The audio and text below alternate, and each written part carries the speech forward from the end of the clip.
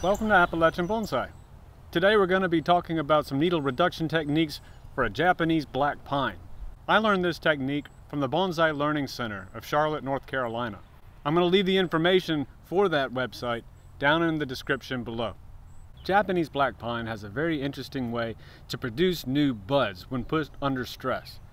I say that because I'm about to put this tree under a lot of stress. So therefore this tree needs to be extremely healthy before we perform these techniques.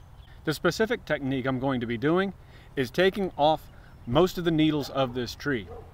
Now part of this technique, which will not be seen today, is the removing of all the candles from this tree. I did that in early June, which is part of the Northern Hemisphere's timeline for this technique, so it's going to be late for most of everybody watching this video as it's put out.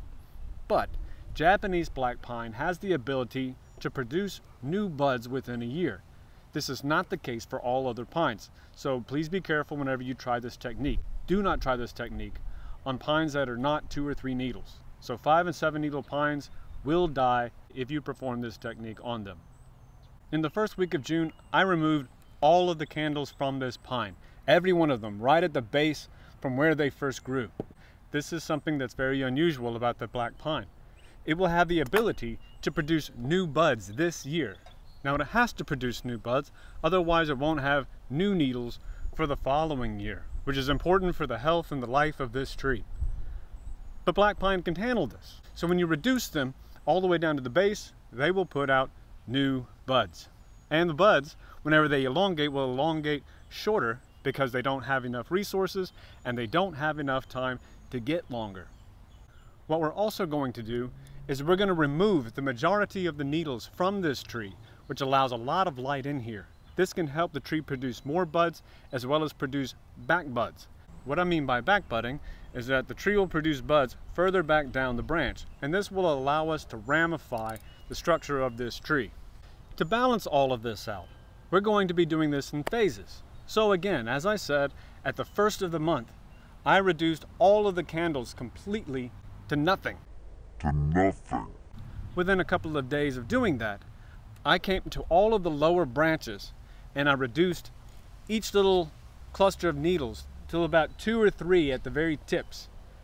So as you can see here, I've only got a couple of needles coming out from each of these tips. I have a tip here, and I have a tip here, and a tip here, and a tip here, and only a couple of needles are left.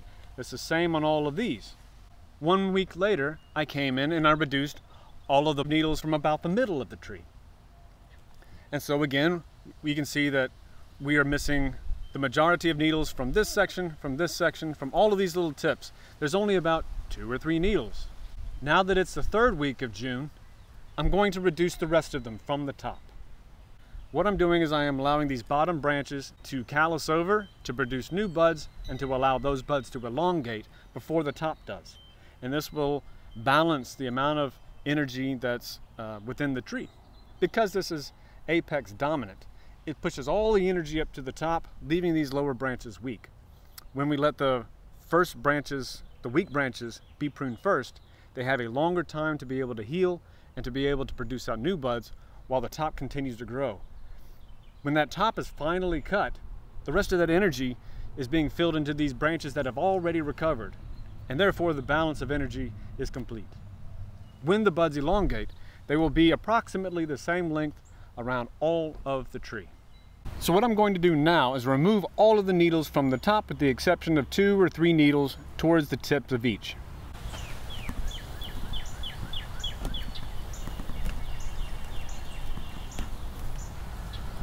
I'm just doing this with my fingers, just pulling these needles from the base. In little tricky spots, I do have a pair of regular tweezers that I can use. You want to pull in the same direction that these needles are growing. You don't want to pull down because you're going to rip the branch, and we don't need any damage done to these more than what we're already doing. So there, this particular branch has at its tip only 2, 3 needle clusters, and that's it. Let's move on to the next one.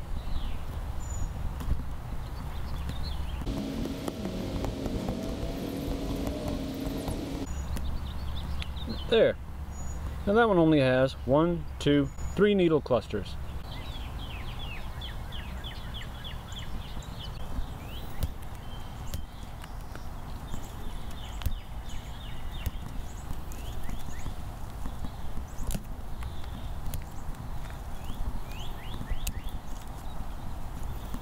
One, two, three.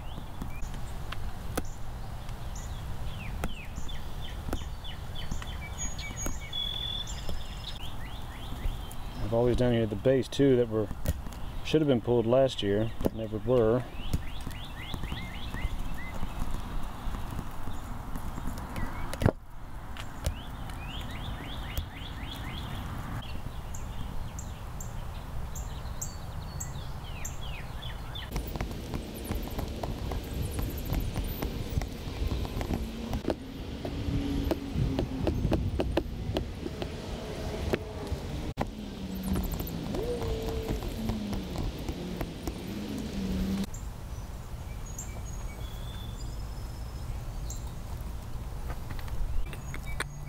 There.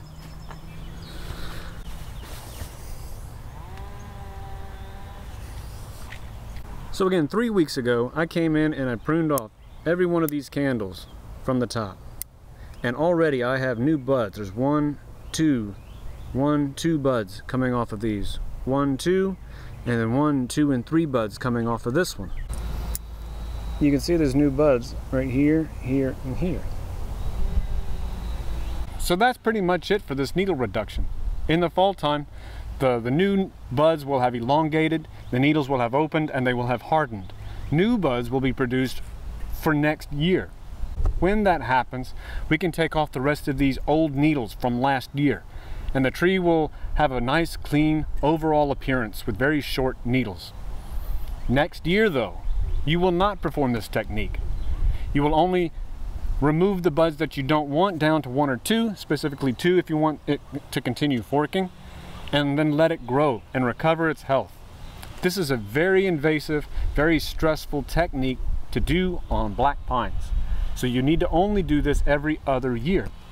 As also mentioned before, this is specific to Japanese black pine and maybe a few other species of 2 or 3 needle pines. You cannot perform this technique on white pine or other 5 and 7 needle pines. I hope you have enjoyed this video.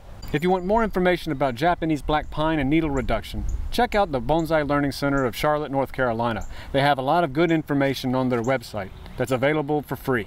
Follow me on Instagram at Appalachian Bonsai, and like and subscribe because there's more to come. Thanks for watching.